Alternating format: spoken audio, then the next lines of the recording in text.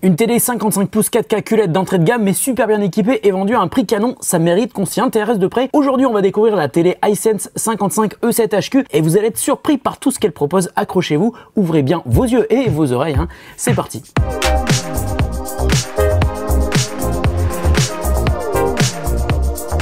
Salut à tous et à toutes, c'est Nico, j'espère que vous allez bien, moi ça va super bien comme d'habitude. Je vous l'ai dit, la télé qu'on va découvrir aujourd'hui est vendue à un super prix avec même une offre vraiment spéciale pendant quelques jours. Donc n'oubliez pas de regarder les infos que je vous ai ajoutées en description de la vidéo. Donc dans ce carton, il y a donc la toute nouvelle 55 E7HQ de Hisense. Alors pour être parfaitement transparent comme d'habitude, je vous précise que Hisense m'a envoyé cette télé et que je vais pouvoir avoir la chance de la conserver ici au bureau. Mais comme d'habitude et comme je vous le dis à chaque fois, hein, ça ne change absolument rien quant à mon avis final sur le produit. S'il y a des trucs bien, je vais vous le dire, mais s'il y a des trucs que j'aime moins, eh ben je vous le dirai aussi. Donc merci à Hisense de m'avoir envoyé cette chouette nouveauté proposée en 4 tailles, 43, 50, 55 et 65 pouces et la fiche technique est vraiment sympa. C'est donc une télé QLED et pour expliquer ce qu'est le QLED rapidement, c'est un ensemble de minuscules cristaux liquides qu'on appelle donc les Quantum Dots qui sont intégrés entre la dalle LCD et les LED.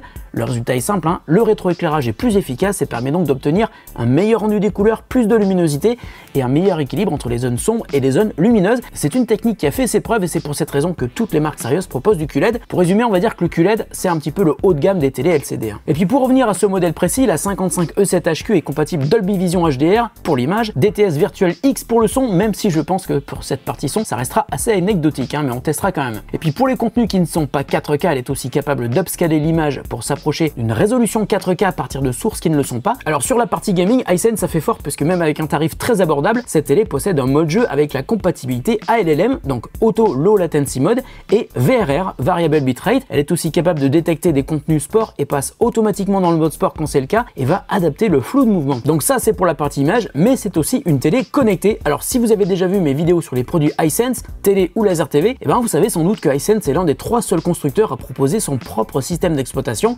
pour les télés connectées et c'est aussi le cas de ce modèle et ça permet de regarder plein de contenus avant même de brancher des sources extérieures. Il y a par exemple les applis Disney+, Netflix, Prime Video, YouTube et je pense qu'il y en a encore plein d'autres, mais ça on le verra pendant le test. Cette télé est aussi compatible Alexa, Google Assistant et même Vida Voice, l'assistant vocal maison de Hisense. Donc ça vous permet de choisir votre assistant préféré pour contrôler des objets connectés de la maison avec votre télé et ça c'est plutôt rigolo. Et puis une nouveauté, cette télé est aussi dotée d'une fonctionnalité de partage d'écran depuis vos appareils mobiles en Wi-Fi ou en Bluetooth pour diffuser par exemple des photos de vacances sur votre télé. Et puis au niveau du design, Hisense promet des bords ultra fins grâce à l'intégration du panneau sur un concept flottant. Je vois pas trop ce que ça peut vouloir dire, mais on verra le résultat quand on va la tester. On va donc commencer par ouvrir le carton qui est derrière moi. Je vais aller chercher mon petit couteau. C'est le moment traditionnel de l'unboxing. Allez, on va ouvrir le carton. Le pied, le deuxième pied.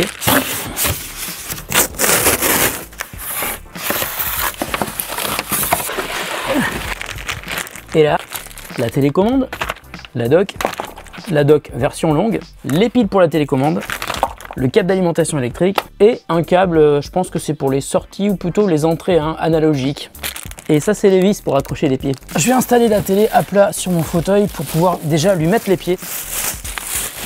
Alors j'ai les pieds, il y a des détrompeurs, ça doit être un...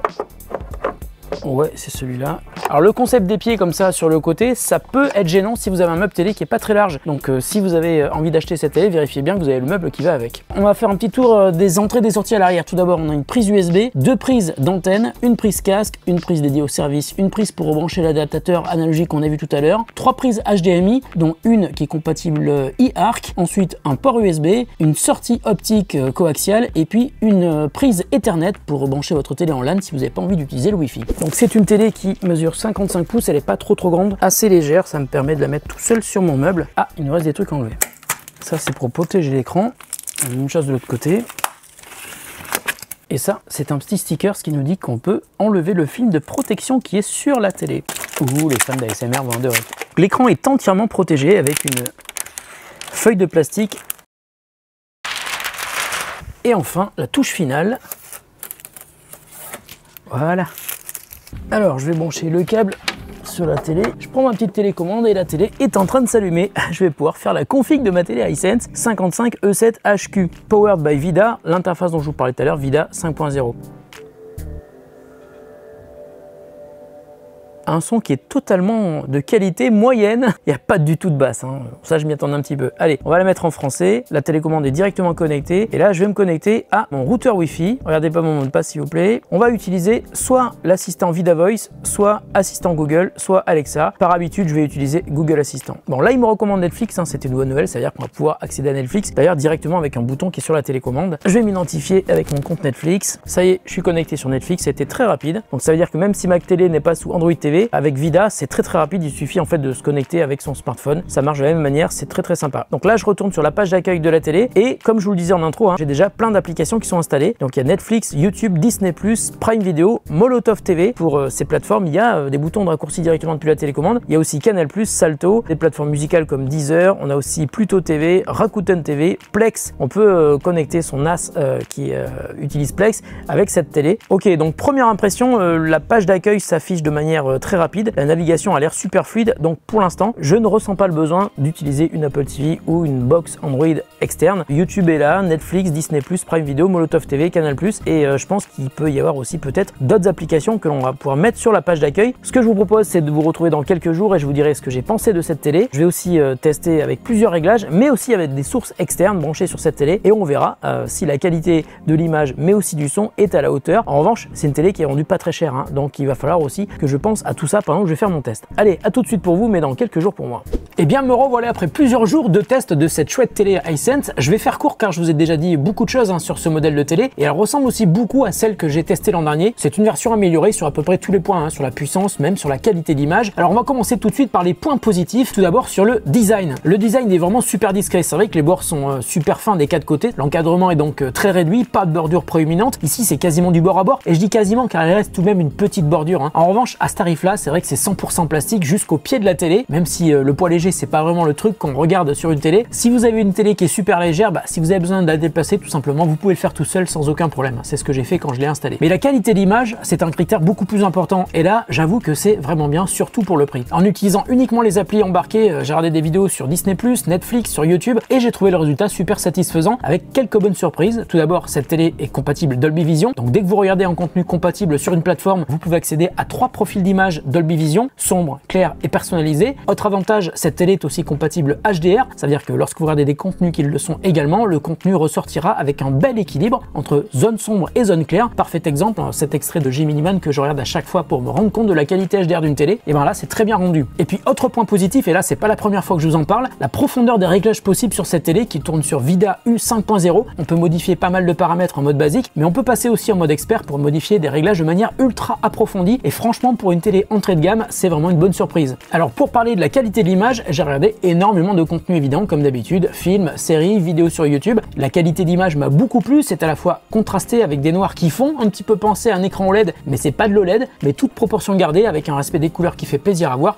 c'est plutôt beau. Il y a malgré tout quelques réglages que j'ai modifiés immédiatement car comme je vous l'avais dit sur la précédente vidéo Hisense que j'avais faite, les réglages sont pas à mon goût, les réglages d'usine, hein, je parle par exemple, j'ai désactivé la compensation de mouvement que je trouve toujours désagréable, surtout sur des télés d'entrée de gamme. Et puis dernier point positif pour moi, c'est Vida de manière générale. C'est pas la première fois que je vous le dis, Vida c'est un système qui est super agréable à utiliser, c'est très fluide, bien plus fluide que Android TV sur des télés concurrentes dans cette gamme de prix. Alors c'est vrai qu'Android TV c'est bien, mais ça demande de la puissance et ici on sent que Vida est beaucoup plus à l'aise, hein. Hisense fabrique le matériel et développe la partie logicielle, donc pas étonnant que l'ensemble marche aussi bien. Ensuite, autre point fort de Vida, le fait que la plupart des plateformes de streaming soient installées dans la télé. Il y a beaucoup d'applis, mais pas toutes, on en reparle dans les points négatifs. Bon alors maintenant, passons justement à tout ce que j'ai un petit peu regretté sur cette télé. Pour moi, le truc qui se voit tout de suite dès qu'on allume la télé, enfin plutôt qui s'entend, hein, c'est l'absence totale de basse sur la partie audio.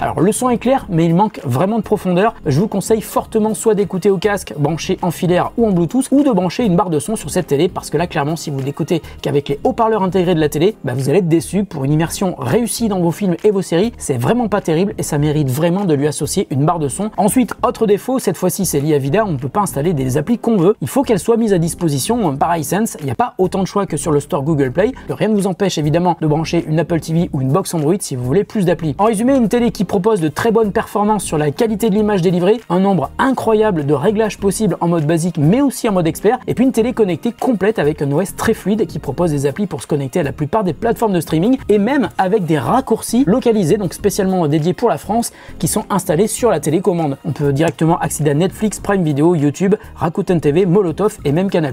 Et même si la télé est éteinte, à partir du moment où vous appuyez sur le bouton, ça allume la télé et ça lance votre plateforme. Et enfin, je vous l'ai dit, une télé qui est compatible avec Google Assistant, Alexa et même Vida Voice, et dont la version 55 pouces est vendue moins de 600 €. Ça, c'est le prix normal, mais vous pouvez la payer encore moins cher. Alors, je vous en parlais au début, jusqu'au 22 juillet, il y a un prix canon sur cette télé qui est dispo dans plusieurs tailles. La version 55 pouces que j'ai testée est vendue 599 €, mais vous pouvez obtenir un remboursement de 100 €. Ça veut dire que la télé passe sous la barre des 500 € et c'est un tarif super intéressant pour une télé QLED 55 pouces. Je vous ajoute toutes les explications et les liens en description de la vidéo. Voilà, j'espère que cette vidéo vous a plu. On se retrouve très bientôt pour une autre vidéo. D'ailleurs, j'aimerais bien tester la nouvelle version du Laser TV de Hisense. Il me fait de l'œil à chaque fois que je le vois. Coucou Hisense, je suis encore là. Allez, prenez soin de vous et de ceux que vous aimez. Prenez aussi soin de vos yeux en choisissant une chouette télé, mais vous prendrez aussi soin de votre porte-monnaie en écoutant mes conseils. Salut à tous, on se retrouve très bientôt sur The Grand Est.